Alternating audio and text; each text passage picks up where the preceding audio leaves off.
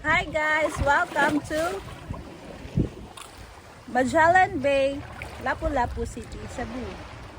So, naata dire karon sa Magellan Bay. So, part ni siya sa Punta Enganyo, Lapu-Lapu. Uy, kuyawan ko naman ninaog. So, kaya siya sa atong likod na ay siya correct sa TransAsia. Then, dito sa unahan na ako itong nangabot na ang mga bata. So, ato na sila pakita. Kaya maglingaw-lingaw na ko sila. Pero man na sila swimming ganiha. Huwag ako nila. Huwag ko kaabot nila kay nta na ko ako memories ng delete ako video niya. Mo to pag-ari na ko anahin ko yung mga video kay man na sila kaligo. Nagilas na sila kay inita pag kaayo. Then mo tayo nindot na time i-kaligo kay tao ba.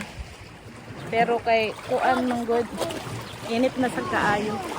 Maka-head stroke na.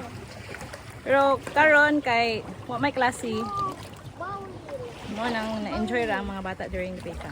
So say hi guys. Hi sa mo dali oy. Mga kiddos during the pika. Ang crab. Malingaw kay sila. Wala yung mga tao kay kuan. Wala man. Ambot nga nung mga tao sa kay ba. Mana sila nag-enjoy gahapon siguro.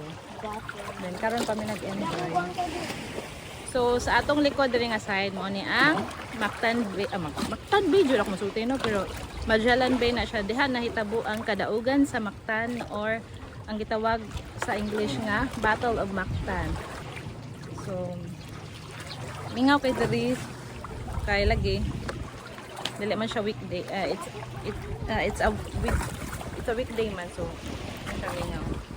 So one more turn and 360 degrees turn lang sa tano. Pasensya na mga kay baluga na jud kay ko kay init pa ang kalibutan. Muna siya guys. Pakita lang nato ang view there guys. Pasensya na mo kay haggardness kayo. And that's